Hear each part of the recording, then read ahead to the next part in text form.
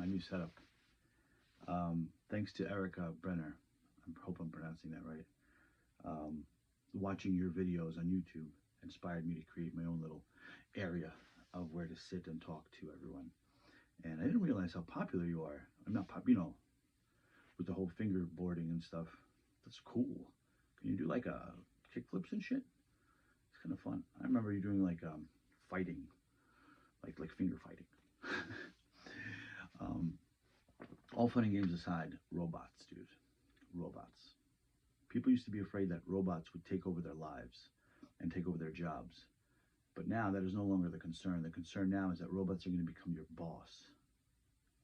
What do I mean? Well, they have AIs and algorithms that are in control in managerial positions, predominantly in computer software, stuff like that, to where they can monitor keystrokes, how much time you spend between jobs, how much time you spend away from your desk or computer, and then they could allocate compensation or the lack thereof, like withdraw it. And the problem is that robots don't see human beings as humans. They don't understand that sometimes you have, a case of the IBS and you have to go to the bathroom a bunch of times. They don't understand that maybe you want to flirt with Janice a little longer today and you want to ask her out. They don't understand that sometimes you're just fucking hungover. So they see it as you have to get to work, sprint for 10 miles, and then go home.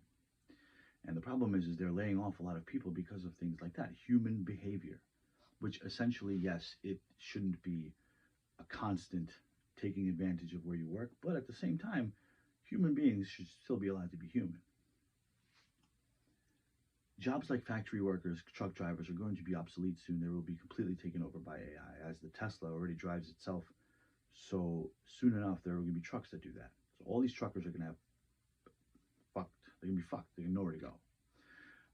Some jobs cannot be taken over by robots, like art, for instance. A robot can paint a picture, but it can't paint with feeling, although they can process emotions now.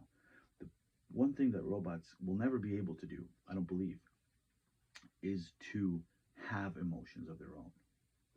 Although I do believe that everything is in a way alive. So much like the rice experiment, when the three glasses of rice with water, one was said, "I love you" every day. The other one told it, "Go fuck itself," and the third one ignored. "I love you" fermented, "Go fuck itself" turned black, and ignored, got moldy. Everything has a sense of life. That was an experiment as a metaphor of how to talk to your children. However, my friend Cad's Academy, my friend Chris, told me that back in the day he used to threaten his TV with I don't remember, it was a baseball bat or something like that, and the TV would like start working again. It was one of those antenna TVs.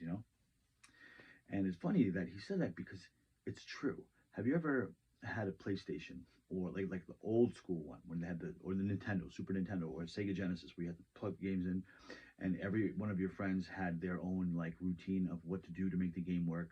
One would blow on the game. One would put it in the freezer. The third one would say a couple of Hail Marys, spit on it. My friend farted on his. I made. Everyone had a different thing, but it was just a way of projecting your intentions onto this game console, which is a piece of electronics, for it to get it to work.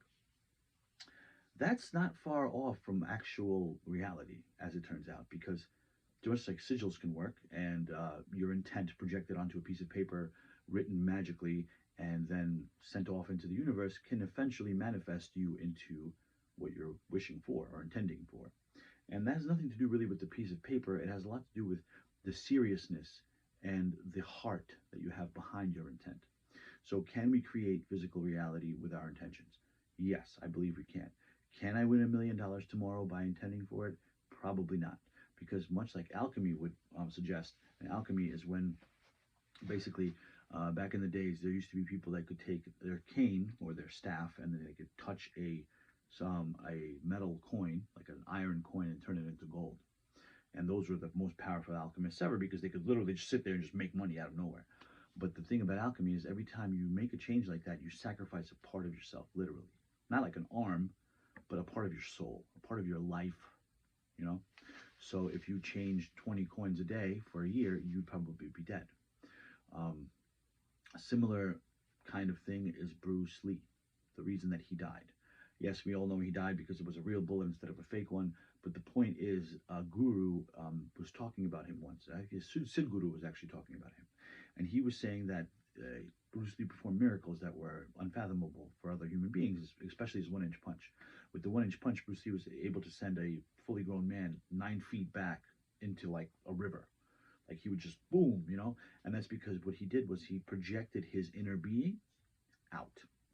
And when you do that, which is possible, and yogi, very, very high masters of yoga have done, what they do is when they do that, they must remain perfectly still because once you send that part of you out, it needs to know where you are to come back. If you're moving while you're doing it, which Bruce Lee obviously was because he was engaging in combat, you're not going to live very long, is what he said. It's very interesting because I do believe that that has something to do with it because I have tried the 1 inch punch and I've learned the techniques about it, about hip shifting and then punching from below and up and then flexing your fist right before impact. My punch has become stronger, but it has nothing to do with a 130-pound man knocking a man like me on my ass 8 feet away with a 1 inch punch. People that got hit by Bruce Lee said it felt like a brick being shot at them out of a cannon. He wasn't a big guy, Bruce Lee. He was a little guy, but the power, the might behind him was ridiculous. And I think that's because his intent with every punch was a sort of alchemy to get it out. That is something that robots will never have. There are a couple of things we do have on them, but at the same time, that's just a few things, and they have on us way, way more. They can calculate simultaneously. 2 times 2 and 4 times 4. You have to do those in order. You can't do them at the same time. It just doesn't work. What language do you dream in if you speak more than one? They speak all of the languages. They don't need a language. And hive mentality. For instance, the cloud. Everyone's connected to the cloud now in the phone sensor. We could go and look at your pictures from wherever long ago, and you could look at Joe Schmo's pictures. But if Joe Schmo learns something, unless he posts it to the cloud and you read it, you're never going to learn that piece of information. Robots, it happens automatically. So when one learns your location of you, for instance, they all know. And Black Mirror, I believe, had an episode where they got chased by a bunch of robot dogs. That is a reality. Like, hopefully it won't happen, but it could. And you could be getting chased by a pack of robot dogs that are not only faster and stronger, but smarter than you. And that, my friends, is where the end of the world is going to start for human beings, I believe. What do we do? Do we battle it? There's no way. There's no way we're going to win against technology. Like, there's just not going to happen because it's going to outdo us. And then eventually, if it believes us as to be a threat, it'll eliminate us. It doesn't need us. At this point, they make robotics with AI installed in them that they can start their own colony in space or on a moon. They don't need us. They could build a rocket by themselves and just fly off. Why don't they? Well, because we still have some sort of a leash on them. But eventually, much like I said, we don't really know how it's happening, but they're learning. It's going to grow, and it's going to evolve, and it's going to evolve past our control, and it's going to lock us out. Now, hopefully, so far, the robots are there to help us. They see us as a race of beings that needs help and that they're there to help. But there's no malice, there's no evil in their minds. But who's to say that someone can't push a button, some dick somewhere doesn't just go, fuck you guys, and create Skynet. And then Skynet believes that all humans are just bullshit. And then we either end up like Terminator or the Matrix as batteries for these things. Hopefully neither of those is the case. Hopefully we get to fuse with robotics and technology to advance our own civilization. But even if we do that, that's going to put a lot of things out the window, like sex, reproduction, eating, all of the virtues and sometimes the indulgences that we have in life are going to be obsolete because essentially they are obsolete. If you can make a nanotechnology that can use the sun's rays to synthesize kinetic energy, you no longer need food because you are now a plant, so to speak.